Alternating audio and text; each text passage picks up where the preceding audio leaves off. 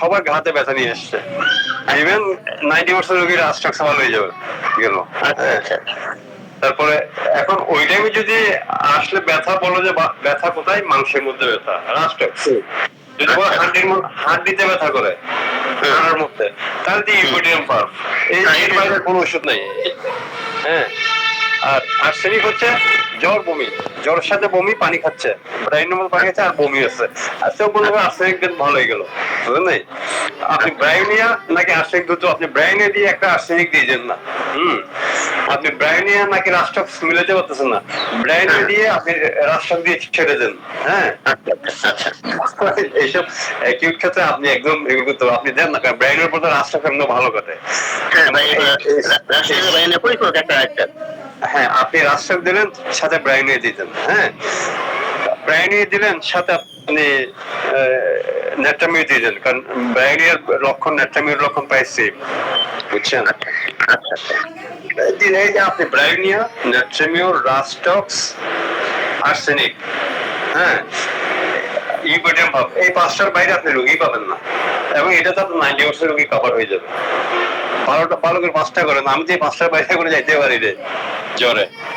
এই গতকাল রাতের বেলা আমাদের বাজারে গেছিলাম, তখন ওই একজন ডাক্তার, উনি মোটামুটি ভালো প্র্যাকটিস করে, মানে ওই রকমই, মানে গ্রামের ডাক্তার যেমন হয় এরকম মোটামুটি প্র্যাকটিস ভালো, ওনার ইনকাম ভালো। তো ওনারা জিজ্ঞেস করলাম জ্বরে আপনি কি দেন, বেল আর একটা জিনিস কি বললো ভুলে গেলাম, তো যাই হোক বেলের কথাটা মনে আছে, তো বললো যে বেল মোটামুটি ভালো কাজ করে এরকম। না না না, ভালো কাজ করে কথা না, বেল আপনি দেখলেই চিনবেন, বেল দেখলেই চিনবেন। হ্যাঁ, বেলের বাচ্চা রুগী আসলে আপনি দেখবেন বেলে এত বেশি সিমটমটা এত বেশি মারাত্মক, একদম চোখের সামনে আসবে। হ্যাঁ, বেল দেখবেন চোখ লাল হয়ে আছে, মুখ লাল, মাথা ব্যথার জন্য ছেলেটা অস্থির। আচ্ছা আচ্ছা। তারপর সবাই যায়, মা সবাই যায় ধাম করে উঠে যায়, সবাই যায় ধাম করে উঠে যায়। কেন উঠে যায়? বেল শুতেই পারে না, ঘুমাইতেই পারে না। সবাই দিচ্ছে ঘুম আসছে, লাভ দিয়ে যাচ্ছে, কেন? তার মাথার মধ্যে এত বেশি রক্ত উঠছে, চোখ এত লাল হয়েছে। হ্যাঁ, বেল বেল দেখলে তো চিনবেন, বেল ভুল হয় না, জীবনে ভুল হবে না বেল। বুঝছেন কিনা? শিমুল ভাই একটা কথা মনে রাখেন, স্লিপি বাট ক্যানট স্লিপ। শুধু এক কথাতে আপনি সব পাই যাবেন, স্লিপি বাট ক্যানট স্লিপ। সে ঘুমাইতে যাচ্ছে, মা বলবে ঘুমাইতে চায়, শোয়াই দেয়, আপনি উঠে যাচ্ছে, কিন্তু ঘুমাইতে পারতেছে না। ঘুম ঘুম ভাব কিন্তু ঘুমাইতে পারতেছে না। বুঝতে পারতেছে কেন ঘুমাইতে পারতেছে না? আপনার পজিশন কি? তার মাথার মধ্যে সব রক্ত চলে আসছে, মাথায় রক্ত চলে আসছে মানে কি, পায়ে হাত দেন ঠান্ডা, বুঝলেন নাই? আপনার কিচ্ছু লাগবে, বেলের আপনি রুগী দেখবেন, সে আসতে দেখবেন তো সে কিরকম করতেছে, মাথাকে এরকম দৌড়াচ্ছে, এরকম করতেছে, মানে মাথায় তার সমস্যা সব, বুঝছেন? আচ্ছা আচ্ছা। বেলের মাথাটাই সবচেয়ে সমস্যা, বেল দেখলে বেল জীবনে ভুল হবে না, বুঝছেন?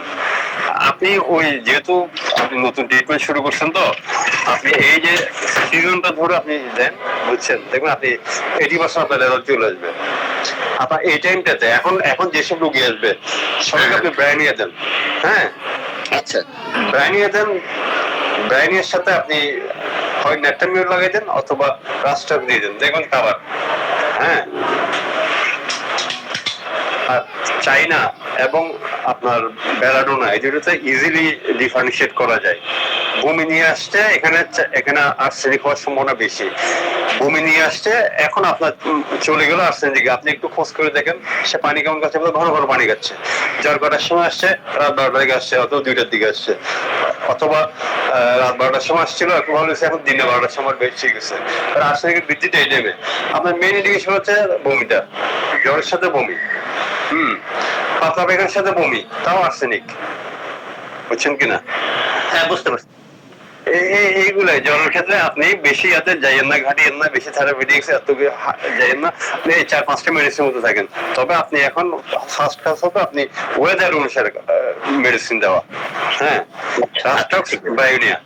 শীতকালে আসেন, আপনি শীতকাল কি, শীতকালের মধ্যে যখন আপনার খুব বেশি শীত পড়ে, তার সাথে কুয়াশা, তখন কিন্তু রাস্টক্স চলে আসে। হ্যাঁ, হ্যাঁ, তখন রাস্টক্স আপনি পুরো বছরই পাবেন। শীতের মধ্যে যখন কুয়াশা বেশি থাকে তখন রাস্টক্স পাবেন, অনেক পাবেন। হ্যাঁ, তারপরে শীতের মধ্যে আপনি অ্যাকুয়াটা রাস্টক্স, এই দুটো বাইরে যেতে পারবেন না তো। আর গরম শুরু হয়ে গেছে, বায়োনিয়া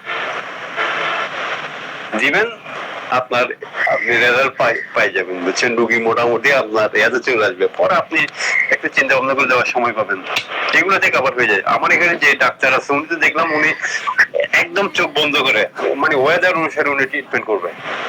আচ্ছা, এটা সুন্দর। দিন আসছে ব্যাগ নিয়ে, আর কোনো ওনার সব প্রেসক্রিপশন উনি আবার যখন প্যাকেট গুলো দেয় রুগীকে উপরে, এই ওনার হচ্ছে উনি তো শুধু প্যাকেটের মধ্যে উনি শুধু রোগীর নাম এন্ট্রি করবে, উনি যে প্যাকেট দিবেন নাম লিখে এখানে মেডিসিনটা লিখে দিবে, ভিতরে পাঠাবে, ভিতরে ছেলেরা বসে বানাই দিয়ে দিবে, কারণ ওনার তো সময় নেই। হ্যাঁ, ওই যে নামটা আমি সবসময় দেখি। গরম আসে আমি প্যাকেট মাঝে ধরে দেখি সব ব্রায়োনিয়া এবং সব ভালো গেছে। আচ্ছা, বৃষ্টির সময় আসছে রাস্টক্স। হ্যাঁ, শীতের সময় রাষ্ট্র এখন নাই। হ্যাঁ রাস্টক্স অ্যাকোনাইট। বর্ষার সময় আপনার রাস্টক্স বেশি আসবে, ইউবিটিএম ফার্স্ট আসবে। যদি বলবেন বাবারে বাবা হাত দিতে ব্যথা, হাত দিতে ব্যথা হলে একটা মানুষ কিরকম বলবো যে বুঝেন না, অবশ্যই মানে আপনি শুধু রাস্টক্সের রোগী বললে ব্যথা করে, হ্যাঁ ব্যথা করে, এখানে ব্যথা করে, শুতে পারে না। যে ইউবিটিএম ফার্স্ট রোগী বলবে সে স্টিং বলে, বলিয়েন না বাবা কি যে ব্যথা। হ্যাঁ, মনে ভাঙিয়ে যেতেছে শরীর। সুপারলেটিভ ডিগ্রিতে বলবে এবং জিজ্ঞেস করবেন কি হাড়ের মধ্যে, বলে হ্যাঁ হাড্ডি মনে হচ্ছে ভাঙিয়ে যাচ্ছে, হাড্ডির মধ্যে ব্যথা। কেন ইউপিটিএম পার্কের মধ্যে ওইটাই সবচেয়ে বড় লক্ষণ আর কি, যেটা এছাড়া আর আপনার যাওয়ার দরকার নেই তো। তার ঘাম, তার ডিজায়ার, এগুলো কোনো দরকার নেই। জ্বরের ক্ষেত্রে আপনি অত ইয়া করতে পারবেন না, দিয়ে দিবেন ওগুলোতে কাজ হয়ে যাবে। পরবর্তী আপনাকে সেকেন্ড টাইম আসলে চিন্তা করে একটা সময় দিবে, বুঝলেন নাই? এগুলোতে ফার্স্ট ধাক্কাতে আপনাকে প্রায় 50% কভার করে দিবে। যেহেতু আপনি মিলাইতে পারতেছেন না সেজন্য আপনাকে জিনিসটা বললাম। আপনি ঠিক আছে, খুব সুন্দর, আপনাকে অসংখ্য ধন্যবাদ।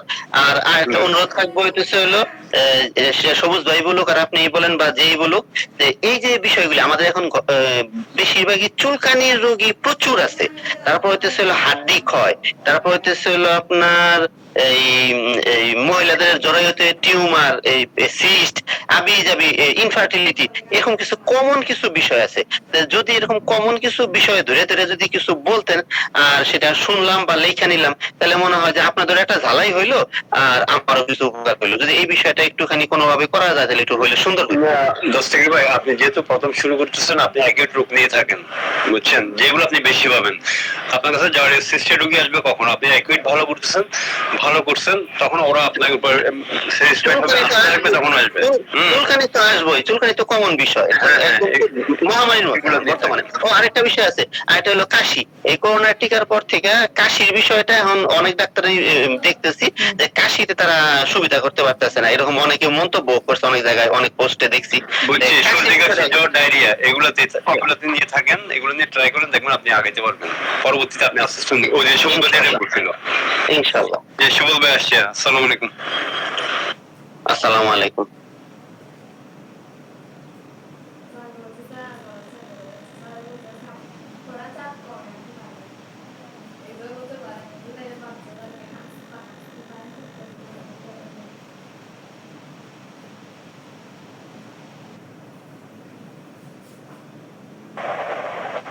আসসালামু আলাইকুম। ওয়ালাইকুম আসসালাম ওয়া রাহমাতুল্লাহ।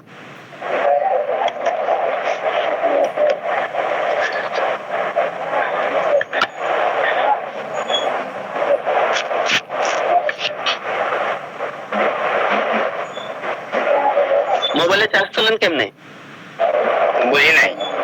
মোবাইলে চার্জ করলেন কেমনে? চার্জ তো ছিল না নাকি? চার্জ ছিল না, চার্জ দিলাম যে 1 ঘন্টা। সুবল ভাই চার্জার ফ্যান থেকে দিচ্ছে আর কি।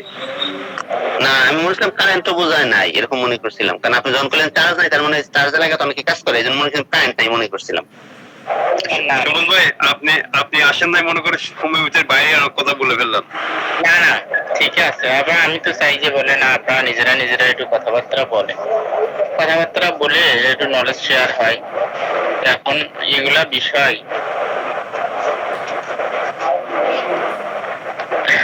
হোমিওপ্যাথিতে পালের চেয়ে পঙ্গপাল বেশি। এটা বলে কি জিনিস? মানে হইতেছে হলো ঝাঁকে ঝাঁকে হোমিওপ্যাথ তৈরি হচ্ছে, রুব্রিক সিলেকশন হচ্ছে, কেস টেকিং শিখতেছে। তুমি তো কেস ধরতেই পারতেছ না, যন্ত্রণাটা তো এই জায়গায়, তোমার রোগীটা কোন জায়গায় আছে, কোন জায়গায় যাবে সেটাই তুমি বুঝতে পারতেছো না। এই যে এখনই দেখি টিউবারকুলার নুডুল একটা শোল্ডারে হয়েছে, সেটা ছবি দিছে, আলহামদুলিল্লাহ এই রোগীটার চিকিৎসার ভার নিলাম। এগুলো কোনো পোস্ট, এগুলো তখন আমরা করি যখন মনে হয় যে এই সমস্ত জিনিসের বিষয়ে আমাদের অজ্ঞতা স্পষ্ট। তো তাকে যদি বলেন যে এটা কোথায় পর্যন্ত যাবে, কোথায় যাবে না, তো এই ঘাড়ের গুটিটা যেটা তৈরি হয়েছে আর ঘাড়ে যদি অন্য আর একটা গুটি তৈরি হয়, দুইটার সে কোনো পার্থক্য সূচিত করবে না। সত্য হলো এই, হোমিওপ্যাথি এই সমস্ত ক্ষেত্রে বিনাইন এবং ম্যালিগন্যান্ট গ্রোথের ক্ষেত্রে কোনো পার্থক্য সূচিত করে না, কিন্তু চিকিৎসকের যার রোগী দেখতে হয় তাকে অবশ্যই অবশ্যই পার্থক্য সূচিত করার চেষ্টা করতে হয় যে আমার এই পেশেন্টটা মূলত কতদূর পর্যন্ত যেতে পারে। তো একটা ঘাড়ের একটা গুটিকা বা টিউবারকুলার নুডুল বা এটাকে স্ক্রুফুলার ডায়াথেসিস বলে, চিকিৎসার ভার নিল, তো এর যে বেসিক জিনিসটুকু সেটুকু তো জানা লাগবে মিনিমাম। এ আসলো কই থেকে, কার দোষে এটা হইলো, কতদূর পর্যন্ত যাবে, এগুলা ইত্যাদি। তো সেই কারণে বললাম কথাটা যে আমরা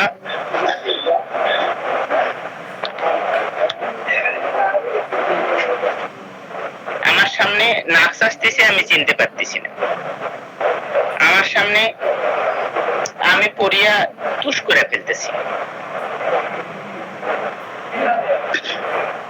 আমার সামনে যে জিনিসগুলা দেখা যায় যে ঔষধ প্রেসক্রিপশনের ক্ষেত্রে কোন ক্ষেত্রে গুরুত্বহীন, ক্যারেক্টারিস্টিক সিমটম কোন ক্ষেত্রে গুরুত্বহীন,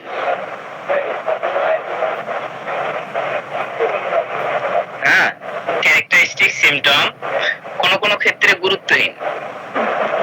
তো সে কখন গুরুত্বপূর্ণ কখন গুরুত্বপূর্ণ নয়, এটা তো আমাকে অবজার্ভ করার চেষ্টা করা লাগবে। মনে করি এখন আমি ফেসবুকে একটা পোস্ট দেখলাম, আপনারা হয়তো কাউকে হয়তো দেখে থাকবেন, যে একজনে করছে যে দাঁড়িয়ে পায়খানা করতে পারে না কোন ওষুধ, তো কেউ সালফিউরিক অ্যাসিড, কোস্টিকাম কথা বলছে। কোস্টিকাম এই ক্যারেক্টারিস্টিক্সে অনেক বড় ওষুধ,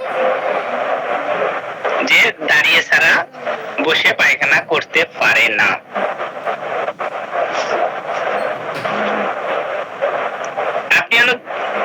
আপনি এখনো জানেনই না যে এটা ক্যারেক্টারিস্টিক্স কেবলমাত্র বয়স্কদের জন্য, বাচ্চাদের জন্য এটা কোনো ক্যারেক্টারিস্টিক্স নয়।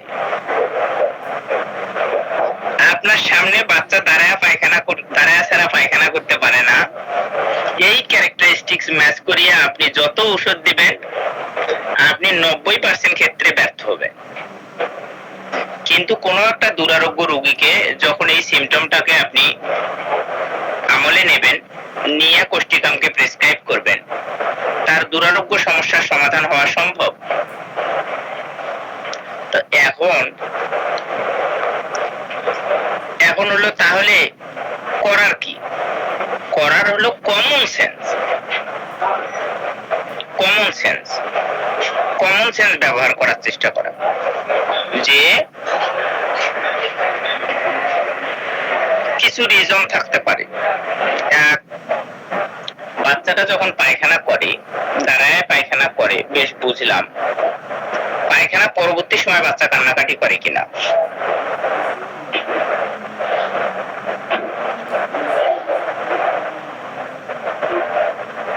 যে পায়খানার পরবর্তীতে বাচ্চা কান্নাকাটি করে, অস্বাভাবিক শক্ত পায়খানা, বাচ্চারা যখন বসে তখন যখন চাপ দেয় তখন মনে হয় যে মলদার ফেটে তার বেরিয়ে যাবে, এই যন্ত্রণাটাকে সে টলারেট করতে পারে না, সে উঠে দাঁড়ায়। সংকুচিত মলদারের সংকুচিত অবস্থায় যখন সে চাপ দেয়, আধা দাঁড়ানো আধা বসা অবস্থায়, তখন ফিশারের ওই জায়গাটাতে আঘাত সে কম অনুভব করে, যার কারণে যে জায়গাটা ফেটে গেছে সেই জায়গাটাতে সে ব্যথা অনুভব করে না, কম অনুভব করে। তো যার কারণে সে দাঁড়ায় পায়খানা করে। বাচ্চা মা সারা জীবনে শুকনা খাবার খাইছে, বাচ্চাটা জন্মেছে, মায়ের পায়খানার অভ্যাস ছিল 5-7 দিন পর। বাচ্চাও এখন জন্মের পর থেকে 5-7 দিন, 4 দিন, 5 দিন, 6 দিন পর পর পায়খানা করে। বাচ্চা বড় হয়ে গেছে, তো এই বাচ্চা বসে পায়খানা করে না, হাগু আসলে সে দাঁড়ায় পায়খানা করে। তো এটা ক্যারেক্টারিস্টিক্স। আপনি যদি এই ক্যারেক্টারিস্টিক্স এ কোস্টিকাম অ্যাপ্লাই করেন হবে না। কেন কাজ পাবেন না? কাজ পাবেন না এই কারণে যে এটা হ্যাবিচুয়াল কনস্টিপেশন। বাচ্চা সম্পূর্ণরূপে খাদ্যাভ্যাসকে নিয়ন্ত্রণে নিয়ে আসা লাগবে। বাচ্চাটা মনে করেন যে চিনির বয়ম রাখতে দেয় না, খায় খায় খায়, সিরিয়াস কনস্টিপেশন নিয়ে আসছে, তো আর্জেন্টাম নাইট্রিকাম। এখন যদি আপনি আর্জেন্টাম নাইট্রিকাম দেন তবুও আপনি ব্যর্থ হবেন, কারণ মোর সুগার মোর কনস্টিপেশন। তো আগে তো ডাক্তার হইতে হবে। আমার কথা বোঝা যায় কি? বোঝার চেষ্টা করতেছি। তবে এই যে বিষয়গুলি আপনি মনে করেন, এই যে বিষয়গুলি আলোচনা হইতেছে, এটা আসলে এটা কি কিছু তো ম্যাথমেটিক এমন হইতেছে, কিছু মনে হয় ক্রনিক ডিজিজ হইতেছে, বুঝতেছি না আসলে যে আসলে কোন জায়গা থেকে কোন বিষয়গুলি উঠে আসতেছে। আর কমন সেন্সের বিষয় তো আছেই। মোর মোর সুগার মোর কনস্টিপেশন, চিনি বেশি খেলে কনস্টিপেশন হইব, 100-তে 100 হবে। এখন মনে করেন যে আপনার জুনিয়র যাবতীয় ওষুধই তো ব্যর্থ হবে। বাচ্চাকে সুগার অ্যাভয়েড করাতে হবে, ফাইবার বাড়াতে হবে, আঁশযুক্ত খাবার বাড়াতে হবে। এগুলা রুব্রিক 1 ছটাক পরিমাণ লবণের কাজ করবে না। এগুলা লক্ষণ 1 ছটাক পরিমাণ লবণের কাজ করবে না।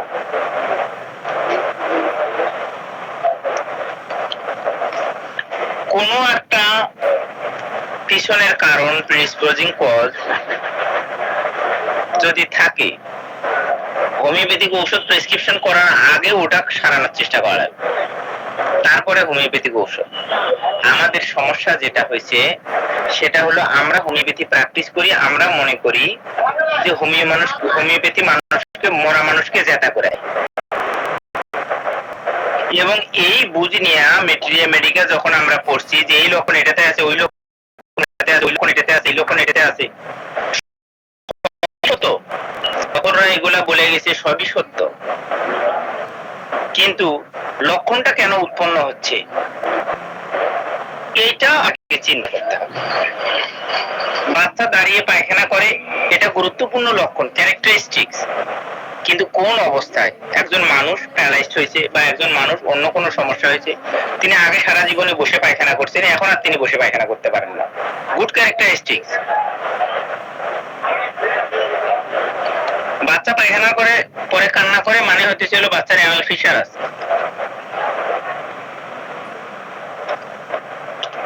ফেটে গেছে পায়খানার রাস্তা, অস্বাভাবিক শক্ত পায়খানার কারণে।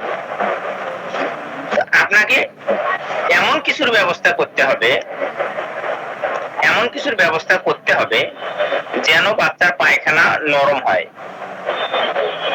ঔষধ যদি দেই তাহলে এমন ঔষধ দিতে হবে যেন বাচ্চার পায়খানা নরম হয়। প্রশ্ন আসতে পারে যে এটা কি হোমিওপ্যাথি হলো?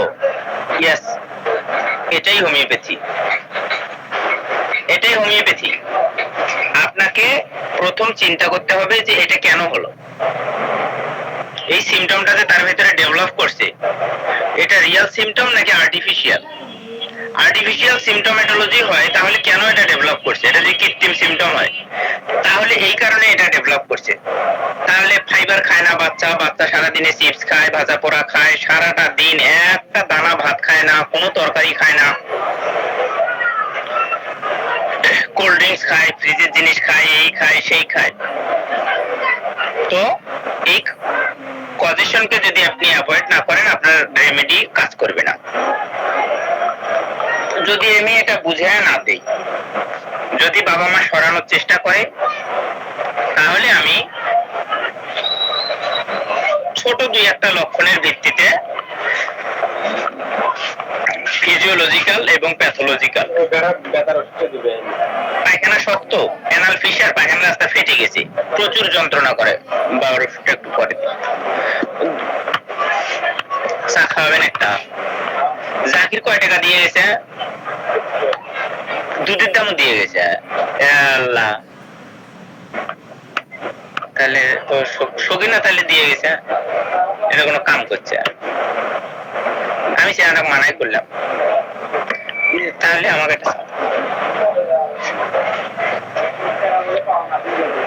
কোন জায়গায় জানিয়েছিলাম?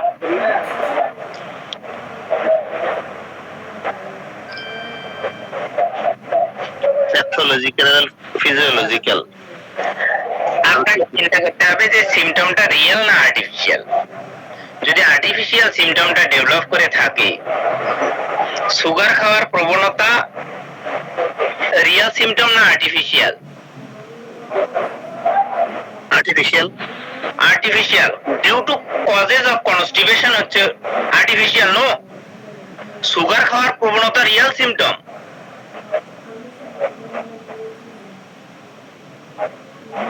আচ্ছা, তার পছন্দ, এটা তার ইচ্ছা। Due to causes of constipation, এটা আর্টিফিশিয়াল সিমটম।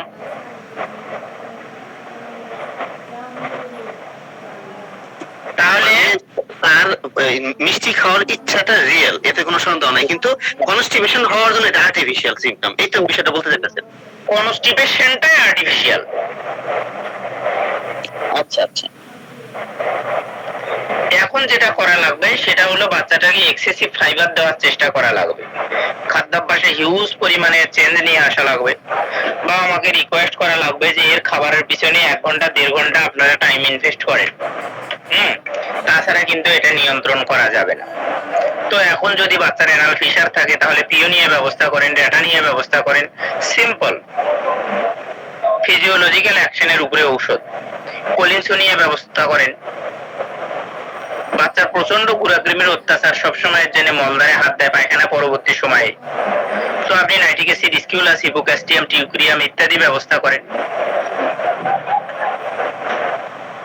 দেন আপনি লাইকোতে যান, আর্জেন্টাম নাইট্রিকামে যান, সালফারে যান।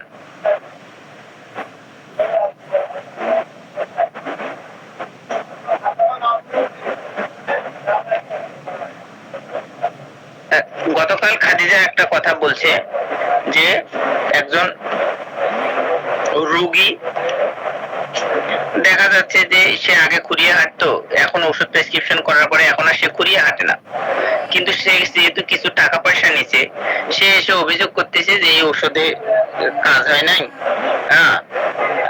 ব্যথা আমার ওই রকমই আছে। তো এই কথা খাদিজাকে আমি 2 বছর আগে সতর্ক করছি, 3 বছর আগে সতর্ক করছি যে একজন নতুন চিকিৎসক এরকম পরিস্থিতিতে পড়বে।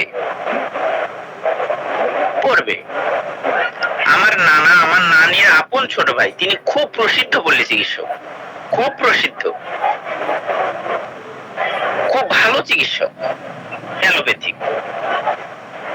তো আমি কোনো ঔষধ দিলে প্রথম অবস্থায় তিনি এটাকে কন্ট্রাডিক্ট করতেন সব সময়, বলতেন ওকে আমি শেখাচ্ছি কিন্তু ভালোভাবে তো শিখতে পারতেছি না জিনিসগুলা। অথচ আমি তার কাছে একদিনের জন্য যাইনি, শিখতে পারতেছে না, আরো সময় লাগবে আর শিখতে, যে ওষুধ দিছে এটা তো ভুল ওষুধ দিছে। তো এই কথা শুনলে, তো তার বাবা হোমিওপ্যাথি চিকিৎসা করতো, তিনিও হোমিওপ্যাথি চিকিৎসা করতেন, অ্যালোপ্যাথি চিকিৎসাও করতেন।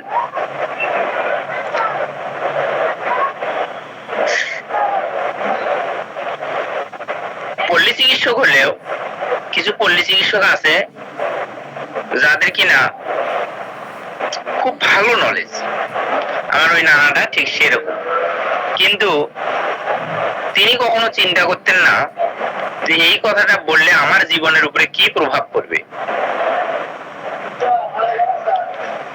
তখন ওই রুগী, আমি তো অনেক ইয়াং, ওই রুগীরা আমাকে এসে মনে করেন যে এমন ভাবে বলতো, তো দেখা যেত যে খোলা ওষুধ ফেরত দিয়ে যেত, খাওয়া ওষুধ ফেরত দিয়ে যেত, বলতে যে টাকা দেওয়ারও দরকার নেই, ওয়াইলে রাখো। তো এরকম হতে পারে, এগুলো আমি আগে সতর্ক করছি। এই যে গল্পটা বললাম এটা আমি 3 বছর আগেও করছি, 2.5 বছর 3 বছর আগেও করছি। তো আমরা যখন জীবনের যে কোনো কাজে আমাদের কোনোটা পথে আমাদের ফুলসজ্জা নয়, যদি কেউ পরিশ্রম করে, যদি কেউ সফল হতে চায়, কোনোখানে তার ফুলসজ্জা নাই তার পিছনে। আমি রুব্রিক শিখলাম, আমি হোমিওপ্যাথি শিখে গেলাম, আমি মেডিকেল শিখলাম, হোমিওপ্যাথি শিখে গেলাম, আমি প্র্যাকটিস অফ মেডিসিন শিখলাম, আমি ওষুধ দেওয়া শুরু করলাম ওই আদলে, যা প্র্যাকটিস অফ মেডিসিনে লেখা আছে। একটাও হলো না, একটাও হলো না। আপনার সবগুলা নলেজকে একত্রীকরণ করতে হবে। তো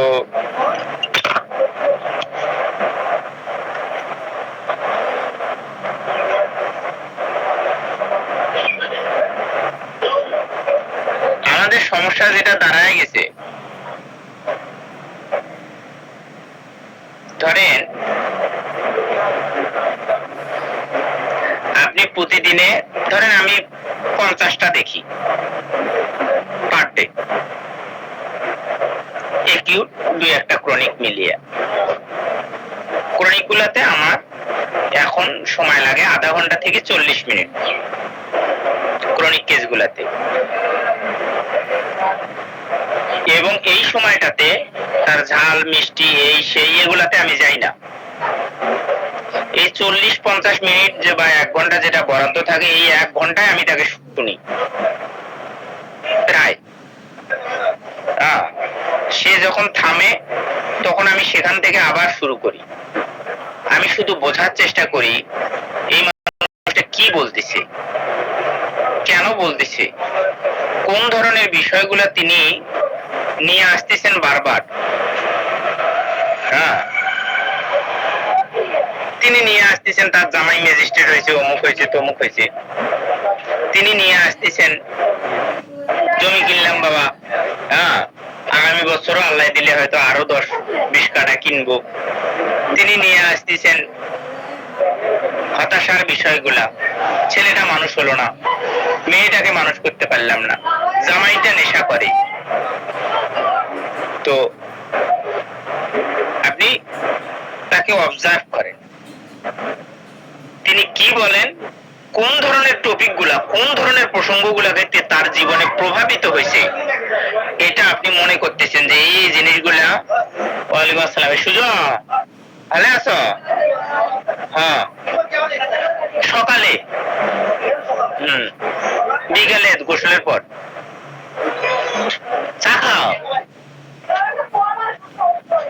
তো ক্রনিক কেস টেকিং এর ক্ষেত্রে অধিকাংশ ক্ষেত্রে আমরা যেটা শীত গরম, ঘাম, ঘুমের অভ্যাস, ঠিক আছে, তারপরে হচ্ছে হলো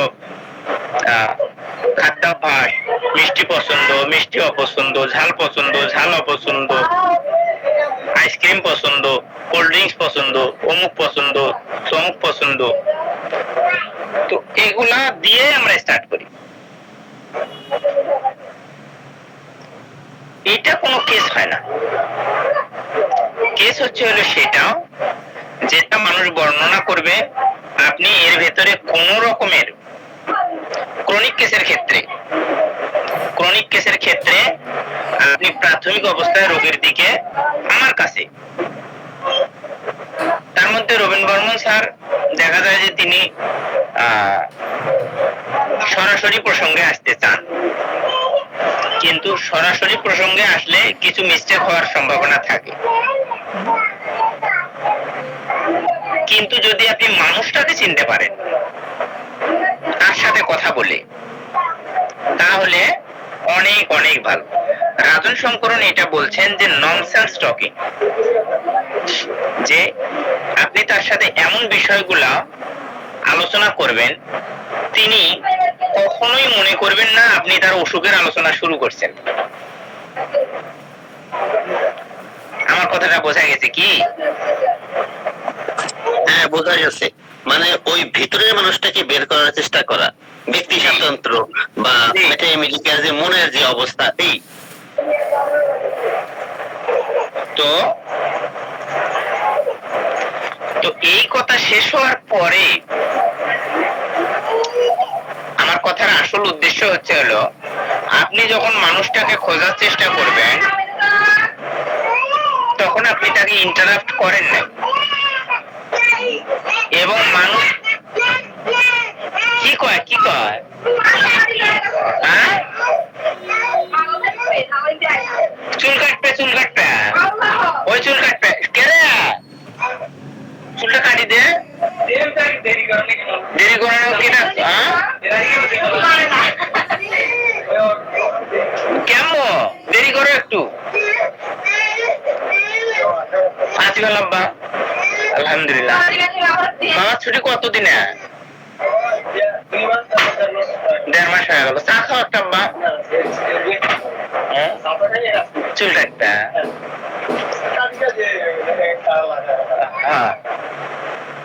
বাবা বাবা যখন চিন্তা ভাবনা করবেন বিয়ে শাদী করার জানাবেন কিন্তু। হ্যাঁ,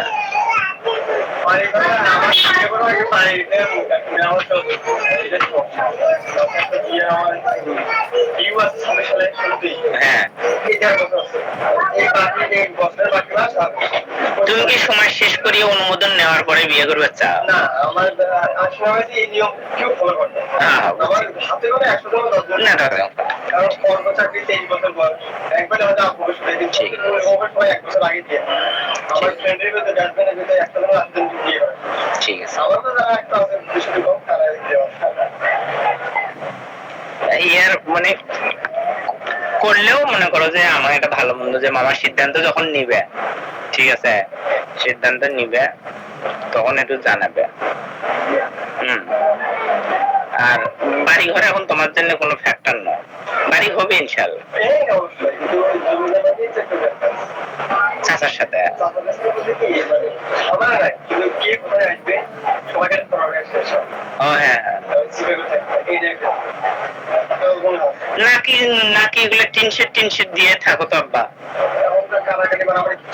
টিনশেড দিয়ে থাকো, 2-4 শতক না নিয়ে মনে করেন যে ওটি ছাড়ি দিয়ে সামনে চলে আসে।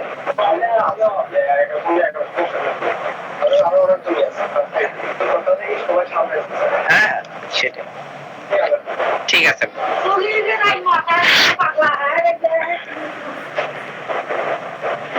তো যেটা বলতে চাইলাম সেটা হলো যে আমরা গল্পটা করব এমন ভাবে, আমি যখন আমার কেসটা ধরেন 80% প্রায় বোঝা হয়ে গেছে, 70%, তখন আমি তাকে বলবো যে যাই হোক আপনার সাথে কথা বলিয়ে ভালো লাগলো, অনেক বিষয় বুঝবার পারলাম, আপনি যে এত চাপে আছেন, হ্যাঁ, তো এটা বলিয়ে আপনি থামেন, দেখেন আরো সে চাপের ব্যাপারে কিছু বলে কিনা।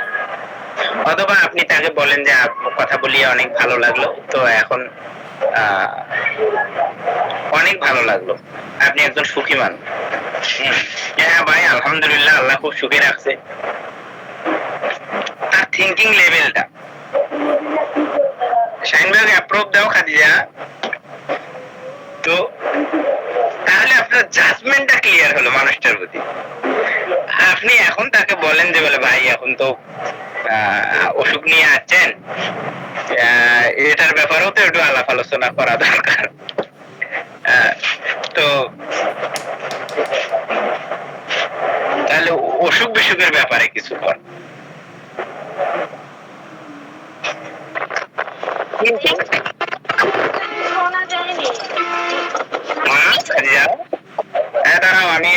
অফ করি তারপরে কথা কও।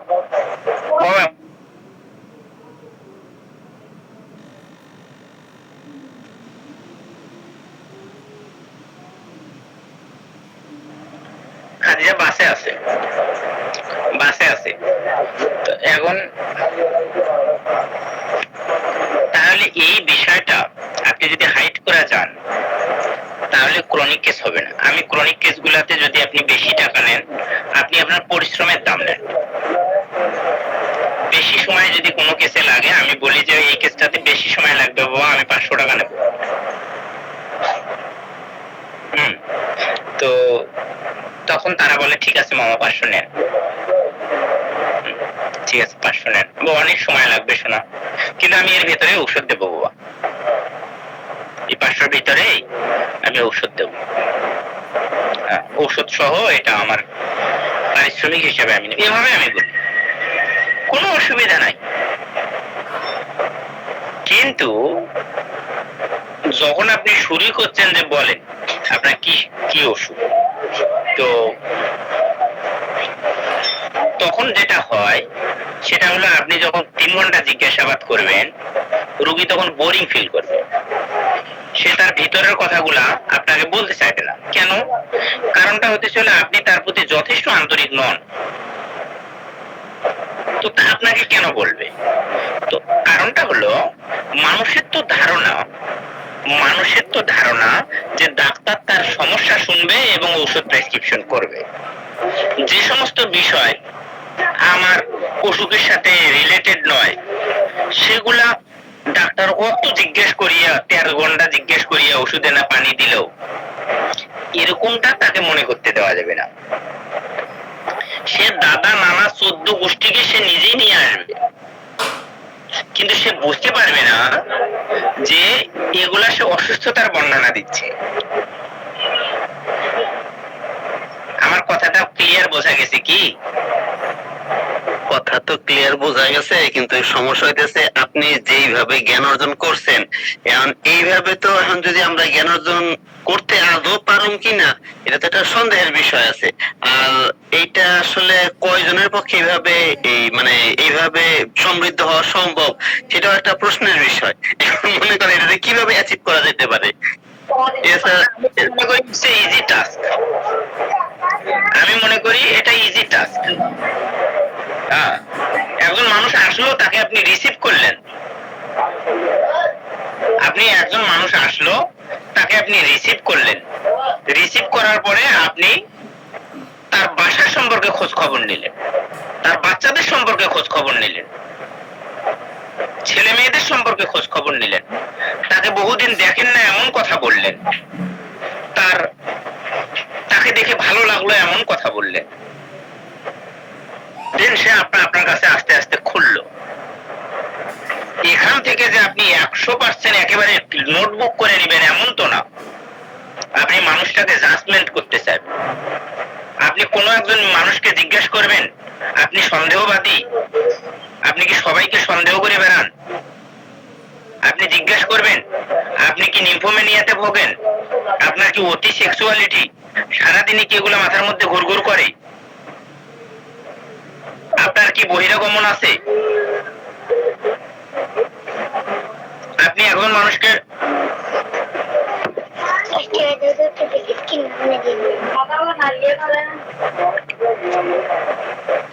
চামড়া ছাটা করে দিই আব্বা, আব্বা এরকম করিয়া মেশিন দিয়ে কাটিয়ে সাইডটা করে দিবে আলা, তাহলে মাথাটা অসুন্দর দেখা যাবে না। বুঝেননি আব্বা? আমার কথা বোঝো। মনে করো এটা একদম নারিয়ে করে দিল, নারিয়ের মতো করিয়া সিটটা আছে না, সিটটা একটু রাখি দিল, তাহলে মুখের সৌন্দর্যটা থাকবে। কোনটা ভালো কও, তুমি কও। তাহলে যে বলতেছ একদম একদম চুল একদম করে দিবি, জিরো করে দিবি পিছন গুলা, তুই 2 বা 3 করে দিবি হলো সামনের গুলা। হ্যাঁ একদম জিরো করবি সম্পূর্ণ পিছনটা দিয়ে সাইডটা করে দিবি। আর এটা মনে করি যে 3 বা 4 করে দিবি চামচাটা। তো এখন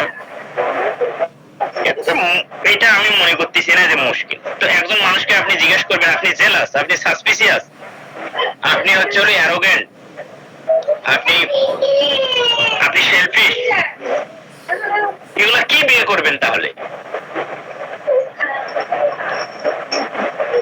তো আপনি জিজ্ঞাসা করলেন মিষ্টি পছন্দ করেন, হ্যাঁ কি পছন্দ করি, তো আপনি এটা ক্রস রেফারেন্স করবেন না যে হচ্ছে হলো মিষ্টিটা সে আসলেই কেমন পছন্দ করে। তাকে বললেন যে বলে আপনাকে যদি আমি 1 কেজি মিষ্টি দিই খেতে পারবেন? মিষ্টি খাইলে কোন ধরনের মিষ্টি আপনি খান? বলবে যে বলে না 1 কেজি, একটা দুটা। আপনাকে বলে বসলো দেন 1 কেজি মেরে দেবো, কত খাচ্ছি? তাহলে না ডিজার,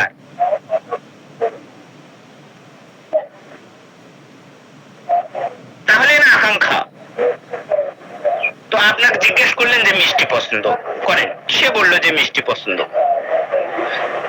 তো বাড়িতে একটু রসমালাই আনলে, একটু রসগোল্লা আনলে, যার ডায়াবেটিস আছে সেও তো একটা দানা মুখে দেয় অনেক সময়, খান আজকের দিনটা খান, মেলাদের উপলক্ষে খান, বা তারও ইচ্ছা হয় যে একটা দানা খাই, কতদিন হলো মিষ্টি খাই না, আছে না নাই?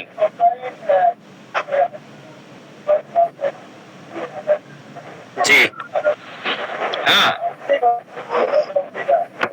আমি খাই না, কাদের ভাই খায় না, তো আমরা কেউই খাই না। তো দেখা গেল কি, এই যে চা দিচ্ছে চিনি ছাড়া, তো এখন দেখা গেল কি যে একটা দোকানের মিলাদ হইতেছে, মিষ্টি দিছে। এই যে মনে করেন যে আমার সাথে ক্লোজ ফ্রেন্ডদের মনে করেন সব হালখাতা, তো এখন হালখাতা চলবে এখন উপজেলাতে, আমি যখন যাব বলবে যে বলে মিষ্টি যদি না খাস তুই, মানে একটা হলেও খেতে হবে, আজকে অর্ধেক হলেও খেতে হবে, খাবি না কেন, তুই একদিনে মরে যাবি। তো তাহলে কি করবেন? একটা দানা খান, এরকম। আচ্ছা, বা নিজেরও ইচ্ছা হয় যে তুমি খায় আসলাম একটা মিষ্টি, সবাই যখন খাচ্ছে তুই একটা নে, 5-6 জন বসলে। এখন আপনি যদি তাকে আরো ক্রস রেফারেন্স করেন যে তার মানে আপনি মোটামুটি তাহলে মিষ্টি খান, আমি বাজারে গেলে প্রায় জিলাপি খাই, গরম জিলাপি, গুড়ের জিলাপিটা ভালো লাগে, বেশ ভালো লাগে। তো খান, কতটুকু খান? 1/2 কেজি খাই, ডিজায়ার আছে।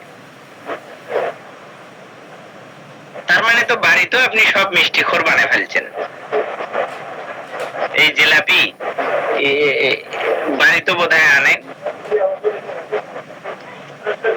বাড়িতে আনা হয় না, বাড়িতে আনা হয় না, হাটে খাই, ওখানে খাই। তো সেখানে কি মানে সব বন্ধু বান্ধবরা মিলে খান? না, আমি খাই ম্যাক্সিমাম টাইম, হয়তো বাজারে তাগদাটা সারিয়ে একটু জিলাপি খেলাম, এরকম। তাহলে যখন সে হোটেলে মিষ্টি খায় তখন সে একা খায়, যখন সে বাজারে যা মিষ্টি খায় তখন সে কখনোই বাড়িতে মিষ্টি নিয়ে আসে না বা জিলাপি নিয়ে আসে না। তার মানে তার ডিজায়ার মিষ্টি, কিন্তু আসল জায়গাটা হলো সেলফিশনেস।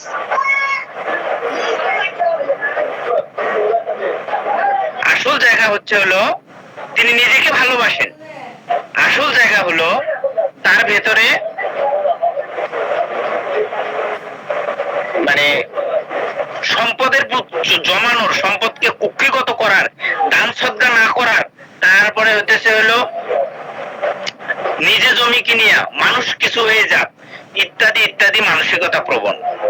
কারণ তার ফ্রেন্ড সার্কেল লম্বা নয়, তিনি বাড়িতে আনেন না কিছু। তো আপনি ডিজায়ারটা বের করলেন মিষ্টি, কিন্তু মানুষটার যে কি আইডিওলজি, মূল যে জায়গাটা, সেটা পালেন আপনি তার সেলফিশনেস, তার নিজের ভেতরে নিজেকে আবদ্ধ রাখা। এই ধরনের মানুষের থিঙ্কিং নিজে পরিচালিত হয়, সে একাগ্র হতে চায়। চায়, সে একা রিচ হতে চায়, সে একা টপ হতে চায়, সে সবচেয়ে জমিওয়ালা হতে চায়। তো মিষ্টি পছন্দ,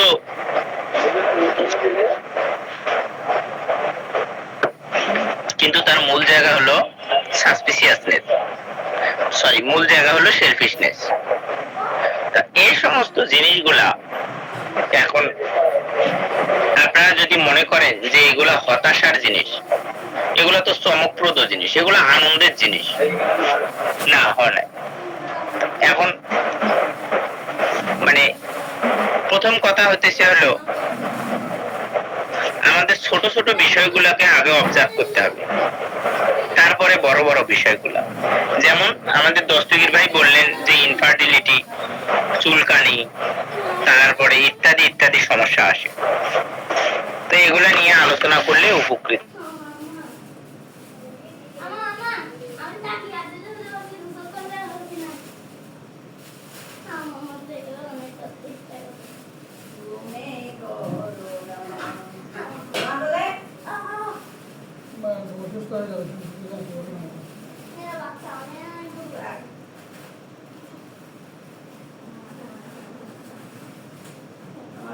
এখানে গুগল করানো, এই গুগল তেল পেটে যা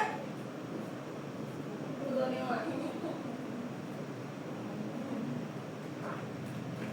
এমানির জি তোমার নিকাহ হলে বইটা বুঝাও, নিকাহ হলে দেখাও না যে ফ্রি রাখবে। মানুষের থিংকিং লেভেল বোঝার জন্য তাকে তো ইন্টেলেকচুয়াল হওয়াই লাগবে একটু, কিন্তু সে যদি হতাশাগ্রস্ত হয় তো তার তো প্রথমেই শেষ, সব শেষ। সে হাজার ওষুধ দিলেও মানুষের উপকার হবে না। পজিটিভ থিঙ্কিং এমন একটা সম্পদ, এটা আমরা অনেক সময় বলি, কিন্তু এইটাকে লালন করা, এটাকে ধারণ করা, এটাকে সঠিকভাবে ব্যবহার করা, পজিটিভ থিঙ্কিং কে, এই মানুষ খুব কম, এই মানুষ খুব কম। মা তুমি কি নিবেন নাও তো, তুমি কাজিয়া করেন না, কান্না করেন না, টাকা ফেরত নিয়ে আসো, দাও কি নিবেন সেটা নিয়ে টাকা ফেরত নিয়ে আসো।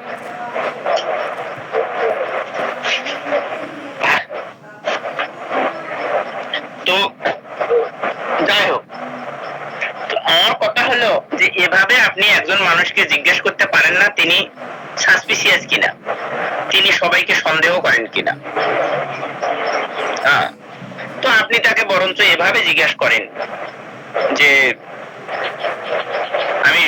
তিনি যদি আপনার পূর্ব পরিচিত হন তো জিজ্ঞাসা করেন, কিছুদিন আগে আমি সাদিকুরের সাথে কথা বললাম,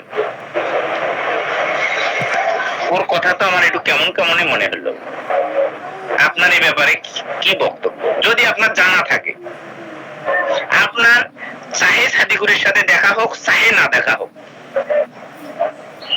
নিষ্প্রয়োজন, আপনি শুধুমাত্র জোরটা তুলে দিলেন, তো সে বলবে যে এই শালার বেটায় তো আমার যত ক্ষতি করছে, এই শালার বেটা এটা করছে, ওইটা করছে, ওইটা করছে, এইটা করিয়ে মনে করেন যে ওই শালার বেটার জন্য আমি জমি নিবার যায় আমার 10 লাখ টাকা বেশি দেওয়া লাগছে। এখনো ওই এখানকার কথা উঠি, ওটার কথা উঠি, কারণ কি ওটা ওই নেবে, সেটা আমি নিছি, পরে সালবাজি করিয়া অন্য আর একটা জমি যেটা আমি নিতে চাইছিলাম সেটা ওই নিয়ে ফেলছি। কথার কথা বললাম এটা।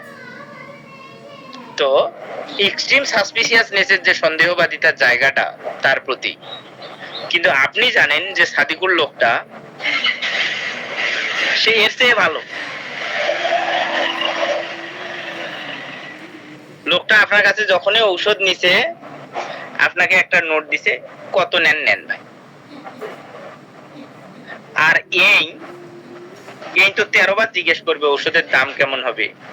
হ্যাঁ, হোমিওপ্যাথি ওষুধের এত দাম, অমুকের কাছে নিছিলাম 20 টাকা 30 টাকা। তো এখান থেকে মানুষের একটা ক্যারেক্টারিস্টিক্স আমরা পাবো। এগুলা কোনোটাই আমার উদ্দেশ্য নয়। আমার উদ্দেশ্য, আমার কথা বলার উদ্দেশ্য হচ্ছে হলো আমি যেন মানুষকে অবজার্ভ করার চেষ্টা করি, আমি যেন মানুষকে বোঝার চেষ্টা করি তিনি কি বলেন, কিভাবে বলেন, কোন কোন প্রসঙ্গগুলা তার কথাতে তিনি নিয়ে আসেন, আমি টুক করে এগুলা লিখে রাখবো। কিন্তু আমার কেস টেকিং স্টার্ট হলে সর্বোচ্চ যেন আমার 10 মিনিট 15 মিনিট বা 20 মিনিট লাগে। আমি তার সাথে 1 ঘন্টা গল্প করব, তিনি যেন বোরিং ফিল না করেন।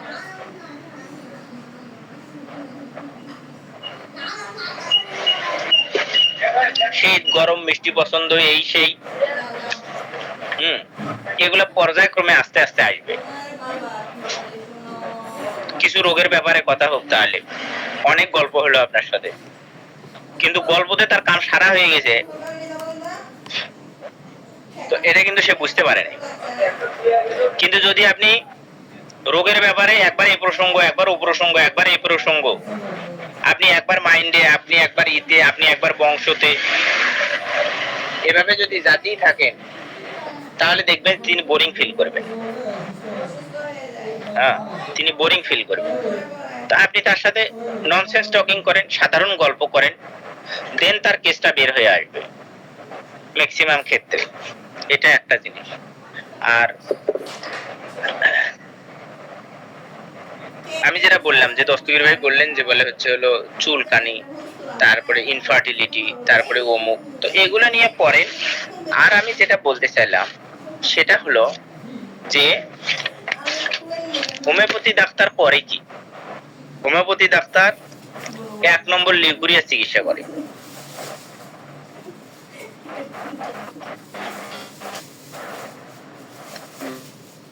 চিকিৎসা করে, মিনিস্ট্রেশন ইরেগুলেশনের চিকিৎসা করে।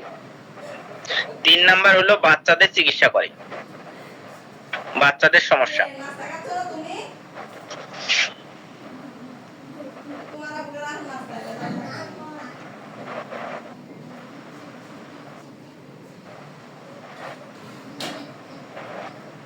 চার হচ্ছে হলো বিভিন্ন ইরাপশনের চিকিৎসা করে, বিশেষত কোনো কসমেটিক রিয়াকশন টিয়াকশন ইত্যাদি যখন একেবারে ভালো হতে চায় না, এগুলা চিকিৎসা হোমিওপ্যাথের কাছে আসে। এর ভেতরে চর্মরোগকেও ফেলান।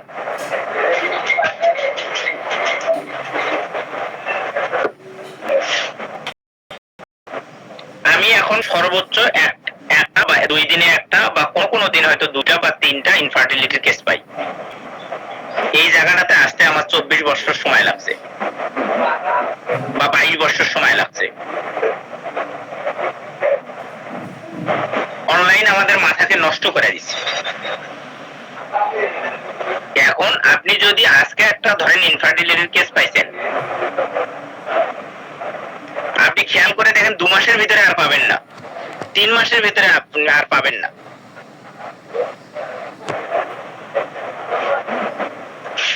কিন্তু আপনি 5টা 7টা 10টা লিকুরিয়া রোগী প্রতিদিনে পাবেন, 5টা 7টা 10টা মাসিকের গন্ডগোলের রোগী প্রতিদিনে পাবেন, ইরাপশনের রোগী প্রতিদিনে পাবেন।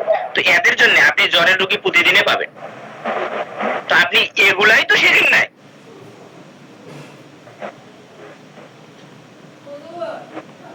এই জন্য এগুলোর দরকার সবার আগে। আপনি যদি একটা ইনফার্টিলিটির কেস পান, আপনি সময় পাবেন 6 মাস 7 মাস 1 বছর। আপনি যদি একটা জ্বরের রোগীর কেস পান, আপনি সময় পাবেন, যদি অ্যালোপ্যাথ ওষুধ ফেরত রোগী হয় তাহলে 2 দিনের সময় পাবেন। আর যদি অ্যালোপ্যাথ ওষুধ ফেরত রোগী না হয় তাহলে আপনি 6 ঘন্টা সময় পাবেন, 12 ঘন্টা সময় পাবেন, অথবা আজকের দিনটা সময় পাবেন। আজকে হোমিওপ্যাথি খেলেই কালকে না সারলে কালকে মনে বাড়িতে গিয়ে মায়ে বলবে যে বলে হোমিওপ্যাথি শুরু করছিস, শোল মারি ফেলাবি। এই হোমিওপ্যাথি খায় আস্তে আস্তে কয়দিনে কাম করবে? হ্যাঁ, শরীর কি হাল করছিস দেখছিস? হোমিওপ্যাথি ডাক্তার দেখানো বড় ডাক্তার।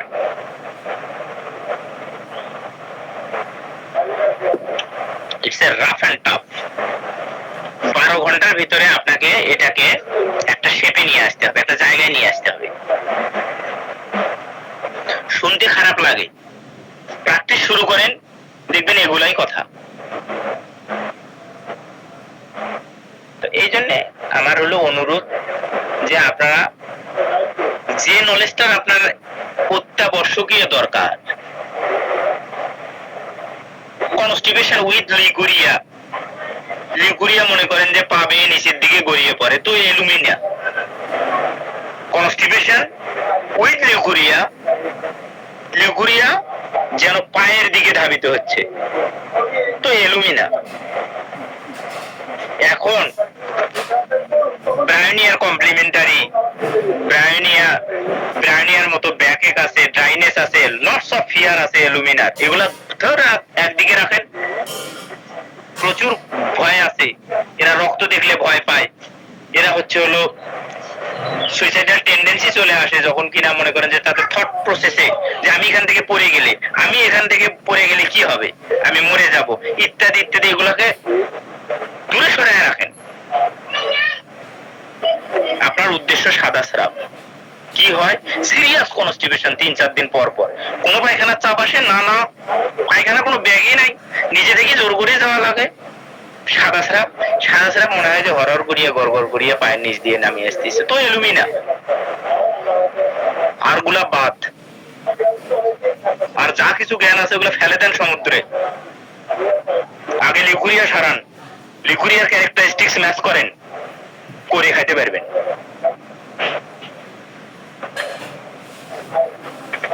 ইনফার্টিলিটি আমি বুঝি না,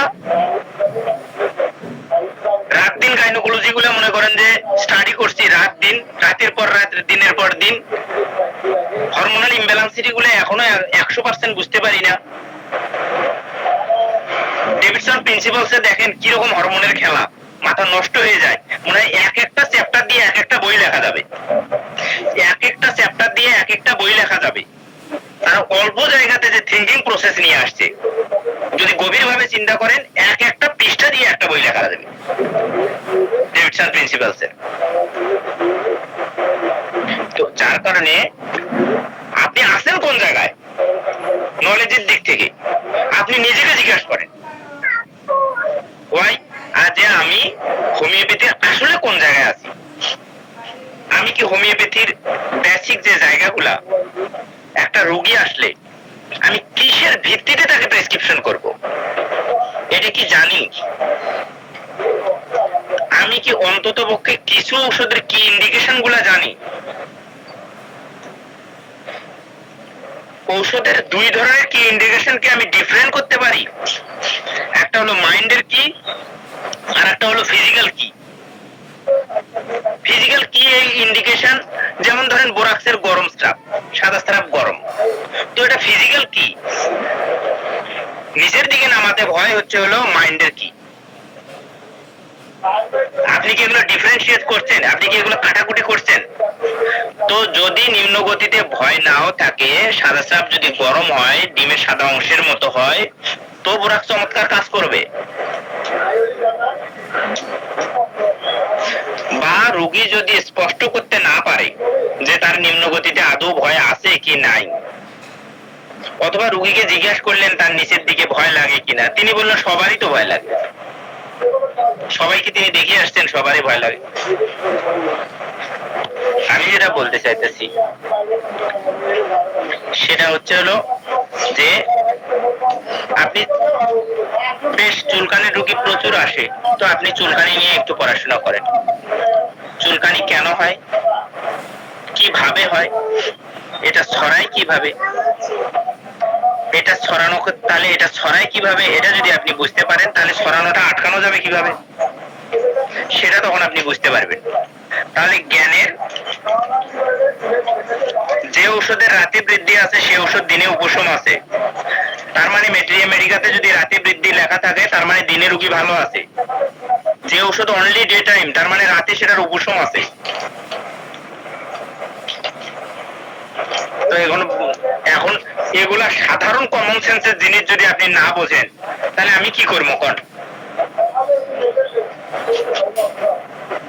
আপনি যখন পড়তেছেন কেবল হাঁটলে উপশম, তার মানে বিশ্রামী বৃদ্ধি ক্রস রেফারেন্স যখন রেপার্টরিতে নেবেন, দেখবেন আপনার হাঁটলে উপশমের যে ঔষধগুলো আছে, আপনি যখন বিশ্রামী বৃদ্ধি যাবেন তখন দেখবেন যে একই ঔষধগুলো আছে, কিছু ঔষধ মিসিং আছে।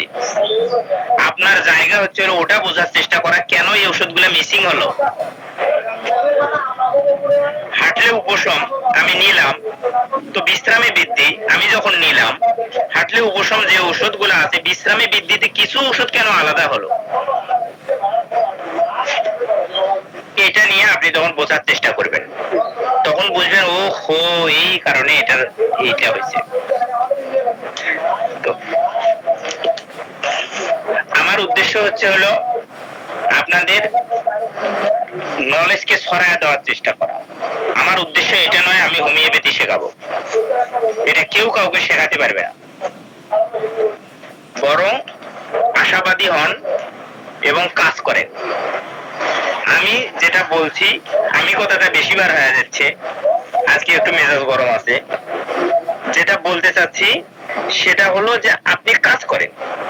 আপনি আমাকে বললেন যে জ্বরের রোগীতে কি করব, আপনি আমাকে বললেন যে আমাশয়ের রোগীতে কি করব, আপনি আমাকে বললেন যে এই অসুখ নিয়ে আসছে, এখন এটা কি ওষুধ হতে পারে, এগুলোর কোনো অ্যান্সার নাই। আপনি আমাকে বলেন যে ভাই আমি এই বইটা এটি থেকে এখানটা পর্যন্ত পড়লাম, পড়ার পরে আমি এটা বুঝলাম, আমার বুঝের কি কোনো ঘাটতি আছে, এটা কি অন্যভাবে চিন্তা করা যায়, দেন আমি বলবো যে আপনি জায়গাতে আসছেন, আপনি লাইনে আসছেন। আপনার জন্য নলেজ শেয়ার করা উচিত, কারণ আপনি কষ্ট করতেছেন। আপনার কষ্টের প্রমাণ রাখতে হবে পড়িয়া, আর রেপার্টরি আপাতত পড়া যাবে না। ঔষধগুলোর কি ইন্ডিকেশন বোঝেন? টাকা কই? তুমি যে 20 টাকা নিয়ে গেলেন, যাও টাকা ফেরত নিয়ে আসো। হ্যাঁ? কি মনে নাই? টাকা নিয়ে আসো, যাও। সবাই তো টাকা দিয়ে কেনে মা, আমি যে তোমাকে বেশি টাকা দিছি, এটা যে 10 টাকা 5 টাকা, এটা 20 টাকা যে নিয়ে গেলে, কোন দোকানে নিছ? কোন মামার দোকানে? যাও যে আমার টাকা ফেরত দাও। মা এলে টাকা পাবেন তুমি ফেরত। তোমার এই রোবট কয় টাকা? তা তো আর 2 টাকা তুমি যে নিয়ে গেছেন ফেরত নিয়ে আসো, যাও। বলো ওখানে 2 টাকা আছে। তো আমরা লিভ নেব না, আরো 2-4 মিনিট থাকবে। কোন প্রশ্ন ছুড়ে দিলে প্রশ্ন ছুড়ে দেন।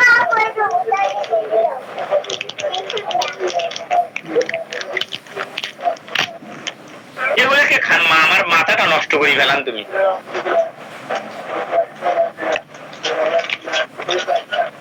আপনি বলছিলেন যে ওই কোন বই থেকে পড়তে, কোন বই থেকে পড়লে ভালো হয় দেখি আছে কিনা করে। কোন ব্যাপারে? ওই যে বললেন যে যেমন চুলকানি সম্বন্ধে একটু পড়েন, বা এইটা সম্বন্ধে ওইটা সম্বন্ধে পড়েন, এই যে বিষয়গুলি, এইগুলি কোন বই থেকে পড়লে একটু ভালো হয়? যদি থাকে তাহলে দেখতাম আর কি, না থাকলে তো আর কিছু করার নেই। সবগুলা বইয়ের ছবি তোলেন, প্রায়োরিটি বেসিসে বইগুলো পড়ার জন্য বলবো আপনাকে। সবগুলা বইয়ের ছবি উঠে দেখান যে আপনার কালেকশনে এই আছে।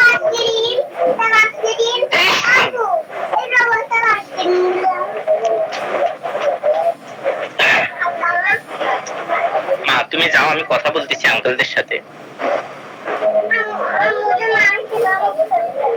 আম্মু নাই, কেটা তুই আসবে, তুই আসলে বেতালে তুমি ওখানে বসো মা।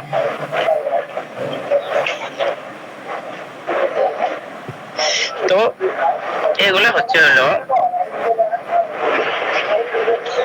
আপনি ওই যে ছবি দেন, ছবি দিলে হবে কি, তখন এটা প্রায়োরিটিটা নির্ধারণ করা যাবে। এটা আপনি করতে পারেন যে প্র্যাকটিস অফ মেডিসিন থেকে আপনি চুলকানি করতে পারেন। কার প্র্যাকটিস অফ মেডিসিন আছে? লাকড়ি দিয়ে মা, আচ্ছা আচ্ছা। কার প্র্যাকটিস অফ মেডিসিন আছে?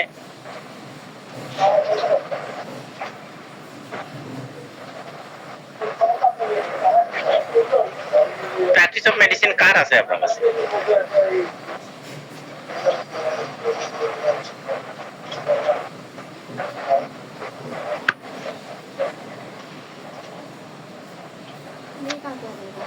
ছবি দেখতেছি, ছবি পাঠিয়ে দিতেছি আমি। না, আপনি জানেন না যে এই এই এই প্র্যাকটিস অফ মেডিসিন গুলো আমার কাছে আছে? আবু হোসেন সরকার আছে, এস কে পাল আছে, তারপর মিতা গুপ্তা আছে, তারপর এই তো দেখতেছি, আপাতত আর কিছু দেখতেছি না। তো প্র্যাকটিস অফ মেডিসিন যখন আমরা পড়ব তখন হলো মেট্রিয়া মেডিকার ক্ষেত্রেও একটা মেট্রিয়া মেডিকা থেকে অন্য মেট্রিয়া মেডিকাতে কনভার্ট হওয়া যায় একই ওষুধের ক্ষেত্রে, কিন্তু নতুনদের জন্য এটা ঝুঁকি। যেটা করতে হয়, একটা মেট্রিয়া মেডিকাতেই আন্ডারলাইন কুচি কুচি করিয়ে শেষ করে ফেলতে হয়। এই মেট্রিয়া মেডিকাটা মোটামুটি যেন একটু ভালো হয়, সেক্ষেত্রে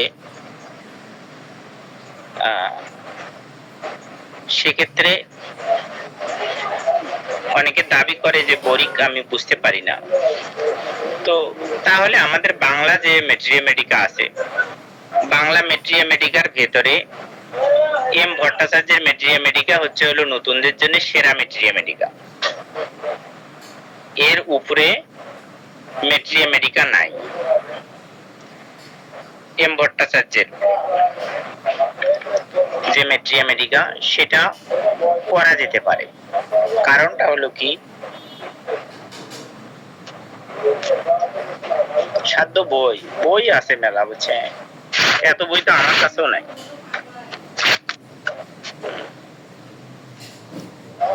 আপনি একটু আছে না, আপনি একটু হচ্ছে সবার জি, আপনি এগুলা একটু আলাদা আলাদা ক্লোজ পিকচার দেওয়ার চেষ্টা করবেন।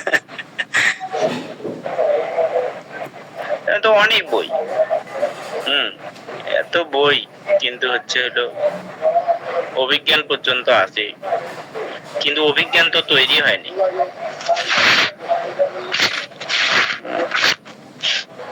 এত মুশকিল কথা। এত বই থাকার পরে যদি আপনি গবেষক তৈরি না হন, তাহলে তো মুশকিল ব্যাপার।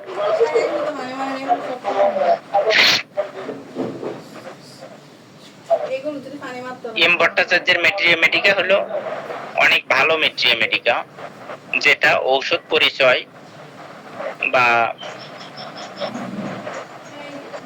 হোমিওপ্যাথিক পারাবার মেট্রিয়া মেডিকা বা অন্যান্য যে কোনো মেট্রিয়া মেডিকার চেয়ে উৎকৃষ্ট। কারণটা হচ্ছে হলো, এখানে যে ক্যারেক্টারিস্টিক্স গুলা বলা আছে সেগুলা রোগের সাথে ম্যাচ করিয়া সচরাচর মাইন্ডটাকে অল্পভাবে মনে করেন যে বলার চেষ্টা করা পড়ছে, যার কারণে প্রাথমিক চিকিৎসকদের জন্য নারায়ণচন্দ্র ঘোষের, এনসি ঘোষের মেট্রিয়া মেডিকা এবং হচ্ছে হলো এম ভট্টাচার্যের মেট্রিয়া মেডিকা সেরা। আর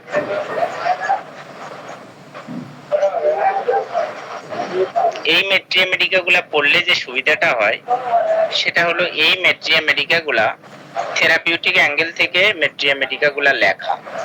তো থেরাপিউটিক অ্যাঙ্গেল থেকে মেট্রিয়া মেডিকা লেখা হলে ঔষধ অ্যাপ্লাই করার যে মিনিমাম নলেজ সেটা এখান থেকে আহরণ করা যায়।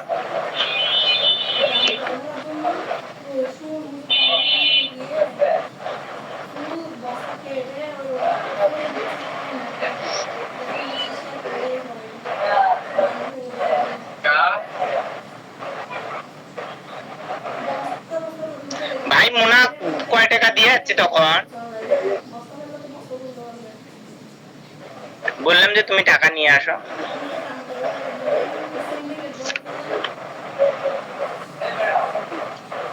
তো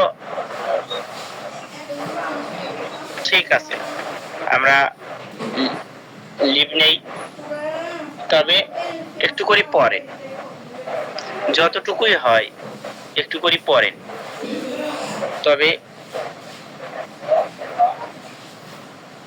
একটু করে পড়েন, একটু করে পড়লে হবে।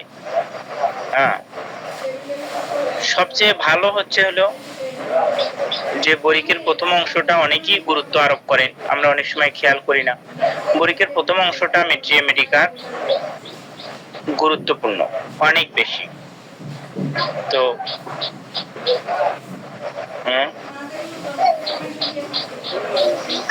আসো, তো এগুলো আমরা একটু পড়াশোনা করি। আর প্র্যাকটিস অফ মেডিসিন চুলকানি গেলে আপনি স্ক্যাবিস সবগুলো অধ্যায়ে পড়বেন, সব প্র্যাকটিস অফ মেডিসিন থেকে পড়বেন। পড়লে যেটা সুবিধা হবে, এর যে 10টা ঔষধ বা 20টা ঔষধ ব্যবহার করা পরে, এই 20টা ঔষধ কোন ধরনের চুলকানিতে কোনটা ব্যবহার করা পরে এটার একটা ধারণা পাওয়া যাবে। তাহলে থেরাপিউটিক অ্যাঙ্গেলটা অটোমেটিক্যালি তৈরি হয়ে যাবে। ঠিক আছে, ভালো থাকেন। কেউ কোনো প্রশ্ন করলে প্রশ্ন করেন।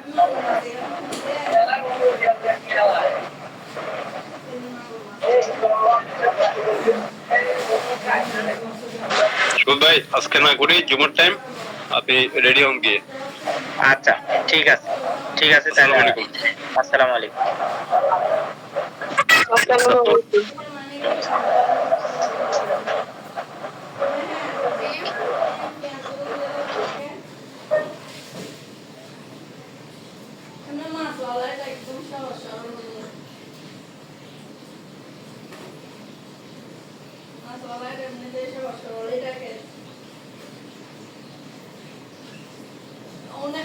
শুধু গাদার মতো ঢুকাই দেবে যে ওনার কোনো কাজ নাই, মানুষের থেকে আর কিছু চেষ্টা করে না।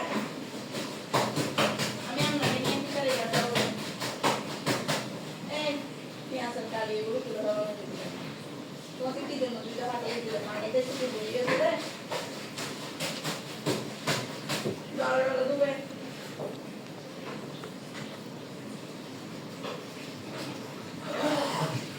ঠিক আছে, ঠিক আছে, মরে যাবো।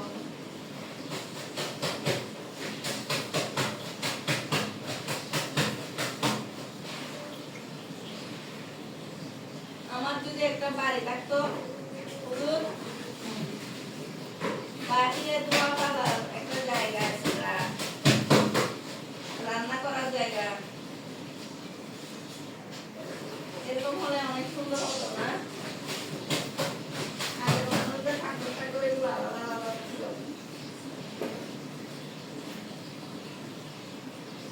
এখন ঘরের ভিতরে সবকিছু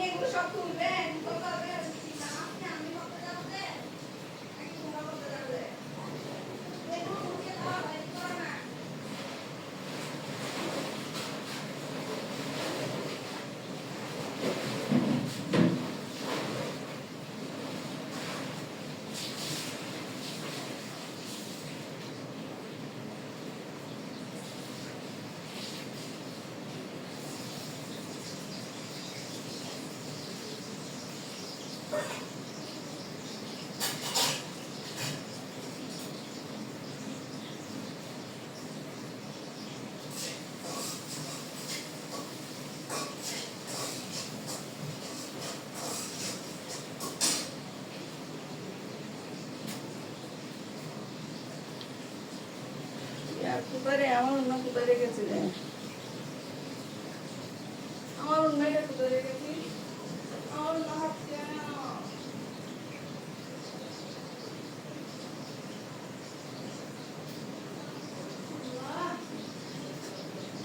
আমার অন্য কোথায় রেখেছি রে?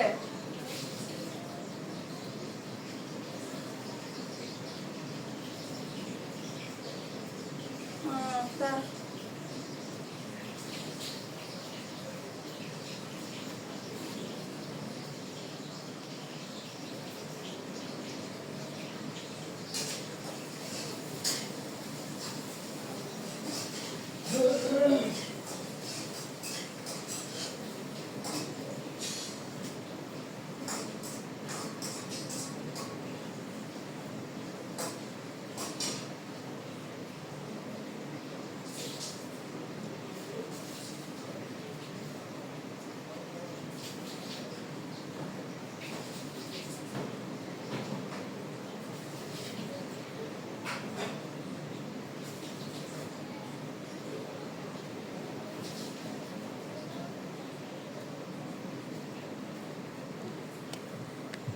টমেটো এখন কত করে হুজুর?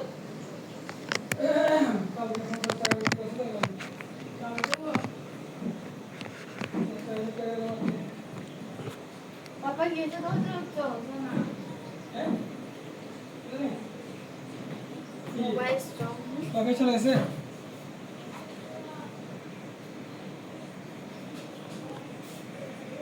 ক্লাস কি বন্ধ করেছে নাকি?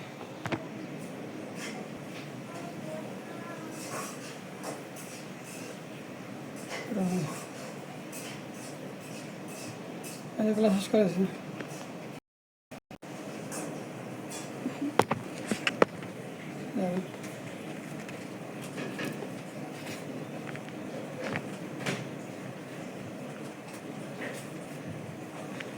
ক্লাস শেষ হয়ে গেছে নাকি?